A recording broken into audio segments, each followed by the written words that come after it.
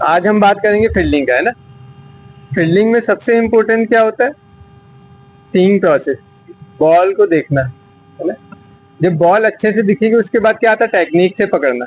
जब बॉल दिखी फिर हमारा बायोमैकेनिक्स, बॉडी का, बॉडी कैसे जा रही है, हाथ कैसे जा रहे हैं, कब रिसीव हो रहे हैं, बैरियर कैसे बन रहा है, वहां सारी चीजों की बात करेंगे। तो सबसे पहले स्टार्टिंग कहाँ से करते हैं हम लोग?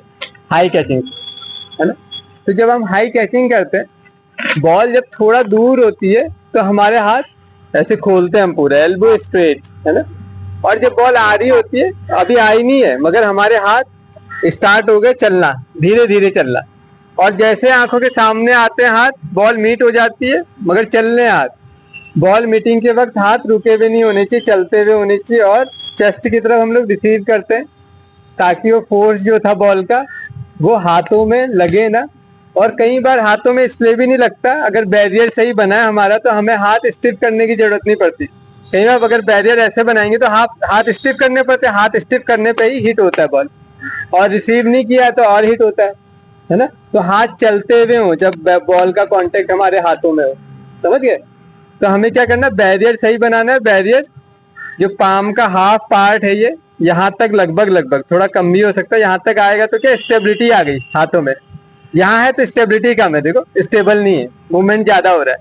यहाँ स्टेबल जब ज्यादा होंगे उसके बाद क्या है, हम बॉल की तरफ हाथ ले गए, और बॉल की तरफ हाथ लेके जब धीरे धीरे नीचे ला रहे हैं, आंखों के सामने बॉल मीट हुई है तो बैरियर अच्छा बना है, तो फोर्स अपने आप, हमारे हाथ भी स्टिफ कम है, स्टिफ कम है तो बॉल को पकड़ना आसान है। और हाथ चल भी रहे हैं तो फोर्स कम लगेगा, चलती हुई चीजों पे फोर्स कम लगता है। साइंस के हिसाब से पढ़ा है ना, जब कोई चीज चल रही होगी तो उस पर फोर्स कम लगता है, अगर रुके होंगे तो हिट करेगा, बॉल फंबल होने के सबसे ज्यादा चांसेस होंगे।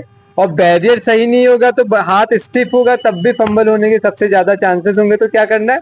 जब भी बॉल मीट हो, हाथ चलते हुए हो, चलते हुए हो। इसलिए क्या है, रिसीविंग हमेशा स्लो करनी चाहिए। क्यों? क्योंकि हम तेज रिसीव करेंगे, पहले हाथ आ गया, बॉल आई।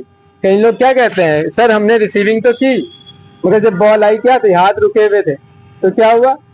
कोई फायदा नहीं हुआ, है ना।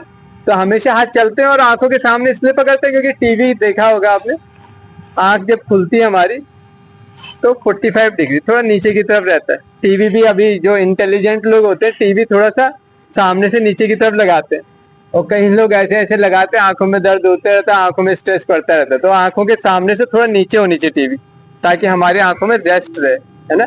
और देखने में भी आसान हो, दर्द भी ना हो हमें, है ना। इसलिए क्या कहते हैं, ऊपर वाले कैचेस में हमें आंखों में ज्यादा एफर्ट करना पड़ता है। इसलिए स्पिनर को खेलते तो क्या कहते हैं, ऊपर वाली साइड वाली बॉल में थोड़ा थोड़ा सा फोर्स ज्यादा लगता है हमारी आंखों में, है ना। इसलिए कोशिश क्या करनी है, हमें टेक्निकली सही पकड़ना है, तो चांसेस हमेशा ज्यादा रहेंगे पकड़ने के। इसलिए देखा आईपीएल में हर मैच में एक या दो कैच, तीन कैच छूटते हैं कि नहीं? पक्का होता है, तीन चार कैच छूटते हैं, वही मैच बदलते हैं।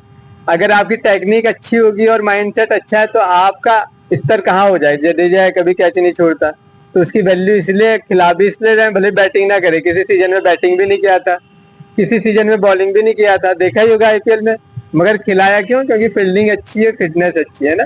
इसलिए आप लोग भी कोशिश करिए, फिटनेस फील्डिंग अच्छी होगी तो आपको कोई भी खिलाएगा, ना। Thank you all of you.